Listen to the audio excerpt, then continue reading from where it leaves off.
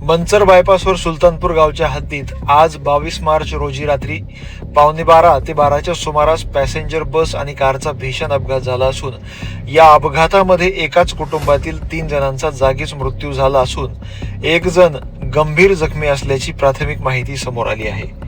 या अपघातात पुण्याच्या दिशेने जाणारी टोयोटा कोरोला अल्टिस कार क्रमांक MH14 DT 1770 चालकाचे नियंत्रण सुटल्याने डिव्हायडर ओलांडून दुसऱ्या बाजूला गेली आणि त्याच वेळी समोरून वेगाने जात असलेल्या पॅसेंजर बस क्रमांक MH18BZ 4067 या बसवर आदळली।